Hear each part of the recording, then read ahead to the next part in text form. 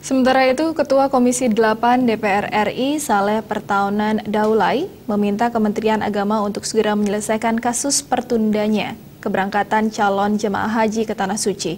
Menurut Saleh, seharusnya pemerintah sigap jika ada aturan baru soal kepengurusan visa. Misalnya, ternyata anggarannya kurang.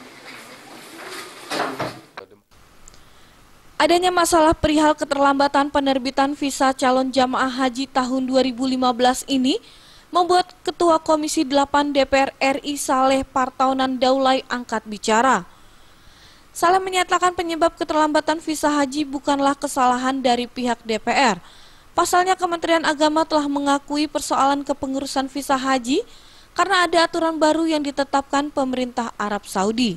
Sebelumnya Saleh telah menerima laporan dari masyarakat yang masuk ke Komisi 8 soal masalah visa haji ini, serta Komisi 8 pun sudah memanggil Dirjen Penyelenggaraan Haji dan Umroh terkait masalah tersebut sebelum pelaksanaan haji sekarang ini. Untuk itu Saleh mendesak Kementerian Agama agar segera menyelesaikan persoalan visa haji ini. Dan untuk mengantisipasi itu sebetulnya Komisi 8 sudah memanggil Dirjen Haji 2 hari sebelum pemberangkatan. Dan kita meminta tanggung jawab mereka ataupun penjelasan mereka terkait dengan keterlambatan visa itu.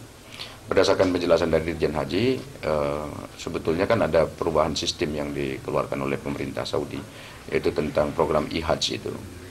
Nah, karena itu mereka waktu datang ke DPR, waktu itu mereka meyakinkan kita bahwa visa ini insya Allah akan segera dituntaskan dan diharapkan pada waktu itu tidak ada lagi yang akan tertinggal di belakang karena persoalan visa.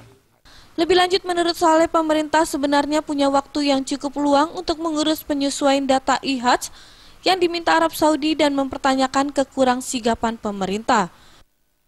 Dari Jakarta, Februarianti dan Hamjati,